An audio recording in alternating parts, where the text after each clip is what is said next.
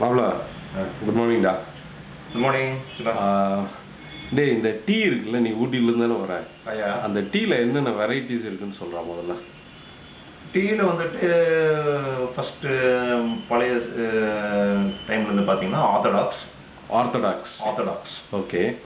Then they change it to CTC. CTC அப்படின்னா?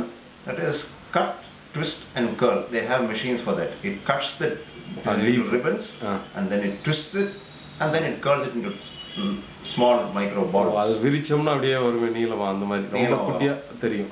அதான் CDC. அது CDC. Cut, twist and curl. One roller does it. It cuts it, twists it and curls the tea. அடுத்தது Orthodox is the old type. இன்னும் வேற green tea? No, these are the two preparation methods. The two preparation methods are orthodox and CTC, only two. Okay. Then the varieties of tea. Varieties are, you have grades. According to the grades of the when the tea is made, it's shifted down, right on through various layers of grids. So on the top you will have the nice big leaf pieces. Below that you will have a finer grade. At the bottom you will have dust. So that is known as the leaf, then this is known as dust. The higher quality is the leaf. Leaf tea is best. Is the best. Keel irukka romba low quality on the dust. That dust is taken and mixed with other teas to give it a flavor and taste, which is in the low common market. Okay. The higher end is the leaf, which is packaged in box and even sent for exports also. Sure. And then you have another the way it is processed. That will give you things known as BOP, OP, RD. Now BOP means broken orange peco, PECOE, peco. Then that is little finer the grade. The bigger grade is just orange peco. Then you have RD, that's red dust. Red dust tea. Okay. Red dust. And then you have the SD. Now the SD is the finest dust. Which has to be dust right. It's not supposed to be used. Okay. It is according to the law it should be. சரி, இப்போ நான் கேக்குறது சிம்பிளா சொல்றேன். இப்போ அந்த உடம்புக்கு நல்லதுங்கிறது எது, எப்படி? அது கிரீன் டீ தானே சொல்லுவாங்க எல்லாரும். உடம்புக்கு நல்லது கிரீன் டீ தான் நல்லது. அது நீங்க சொல்றது கரெக்ட் தான். அது எப்படின்னு கேட்டீங்கன்னா எல்லா ஃபேக்டரி கிரீன் டீ மேனுஃபேக்சர் பண்ண மாட்டாங்க. ஏன்னா அது வந்துட்டு ஒரு மெடிசின் வேல்யூ இருக்குது, நல்ல ஒரு மெடிசினல் வேல்யூ இருக்குது. அது வந்து சில ஃபேக்டரிங்க அவங்க தான் அதை தயாரிப்பாங்க. அதுவும் ஒரு against a certain specific order, and it is very costly and it is very good because it's for health. It's taken by people who understand the herbal value of it. Okay. The thing with the green tea is it's not processed at all. Process, அதாவது வறுக்கிறது எதுவுமே இருக்காது. அதுல வறுக்கிறது இல்ல, drying கிடையாது. மத்த initial process of fermenting அதெல்லாம் இருக்குமா? அதெல்லாம் இருக்கும். Okay. என்ன வறுக்கல, it is not fried, so it won't give any coloration. சரி, அதை எப்படி போட்டு குடிக்கிறது?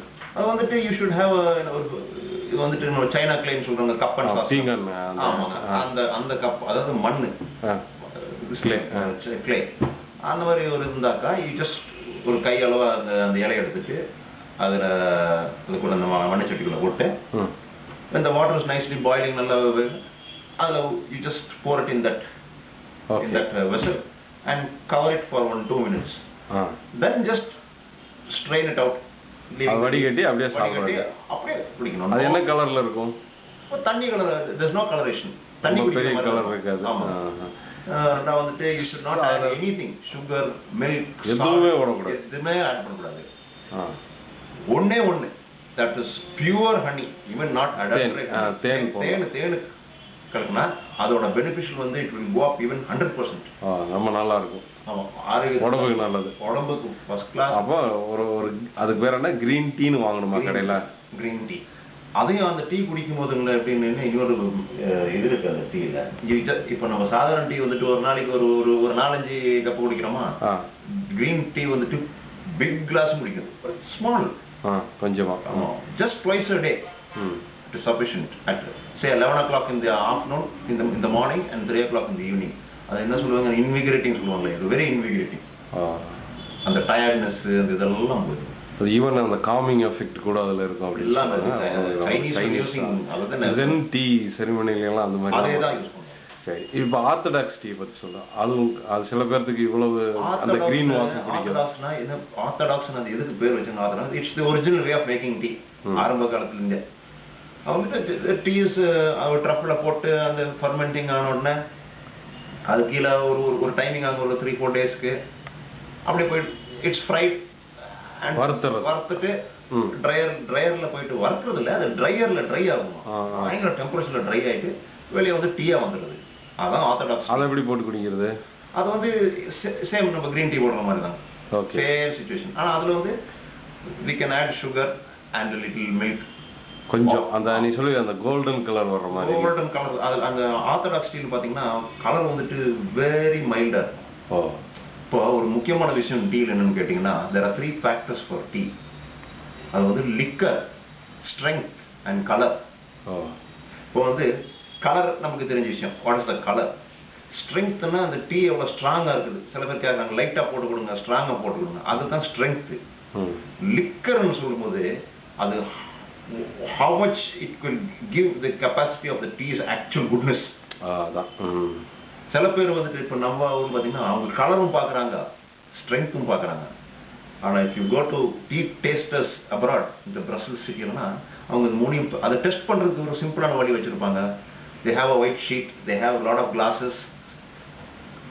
அதில் வந்து ஆர்டினரி வாட்டர் ஊற்றிட்டு ஒரு பிஞ்ச் டீ போட்டு நைட் அப்படி ஊற வச்சிருவாங்க. Morning you can see what is the color, strength and thing of the tea leaf.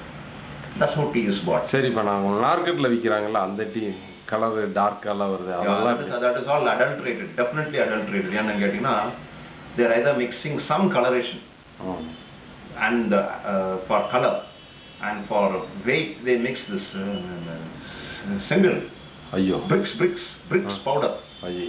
அதுவோட danger, even more danger than that also is this the husk of the cashew nut. முந்திரி பருப்போட தோல், வறுத்த தோல், அந்த தோல் எடுத்துறாங்க இந்த ஃபேக்டரில. அது எதுக்குடா போடுறாங்க? அது வந்து அரைச்சானா it gives a flavor. ஆனா அதுல இருக்கிற ஆசிட் வந்து it's one of the most toxic poisons. முந்திரி பழம் சாப்பிட்டாலே உதல்ல வெடிச்சு அது வந்து நம்ம மிக்ஸ் பண்றாங்க. சரி விட, நம்ம அடல்ட்ரேஷன் ஸ்டெப்பே பேச வேண்டாம். ஆமா. சரி, லெமன் டீ எப்படி போடுறது? லெமன் டீ வந்துட்டு you can take any leaf by adding lemon except green tea. Green டீக்கு லெமனும் போடக்கூடாது. லெமனே போடக்கூடாது. அதான் கரெக்ட். கிரீன் டீக்கு ஆர்த்தடாக்ஸ்க்கு போடலாம், பட் லெமனுக்கு போடக்கூடாது. இல்ல கிரீன் டீக்கு போடக்கூடாது. கிரீன் டீக்கு வந்து நம்ம எதையுமே ஆட் பண்ணக்கூடாது. No additives except honey. except pure honey. அதுவும் not honey if you are not sure of that honey, அதுவும் போடக்கூடாது. ஏன்னா இப்போ honey வந்து அதே வந்துட்டு you are pure honey கிடைக்கிறதுக்கு it will not crystallize.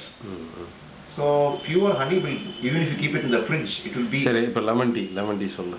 Orthodox வச்சு லெமன் டீ பண்ணணும்.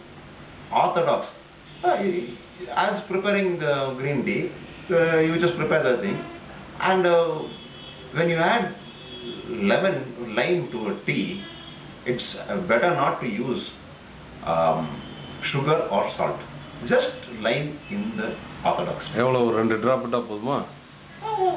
No, you can use 10 drops. Okay, புளிஞ்சறலாம். ஒரு கட் பண்ணி ஆஃப் லெமன் ஒரு 10 டிராப் போட்டீங்கன்னா that's also very very invigorating. And the orthodox tea can be, you can use it with lemon, but green tea you should not additive anything. Better keep it that way. And it's addictive, mind you. As I told you, addictive in a good way. Because once you touch green tea for 1 month, அப்புறம் வேற tea குடிக்க முடியாது. வேற tea குடிக்க மாட்டாங்க. இந்த milk போட்டு sugar போட்டு எல்லாம் குடிக்க மாட்டாங்க. அதெல்லாம் பார்த்துருக்கேன். யூஸ் பண்ணவே மாட்டாங்க. ஓகேடா மாப்பிள்ள, தேங்க்ஸ்டா. Welcome sir.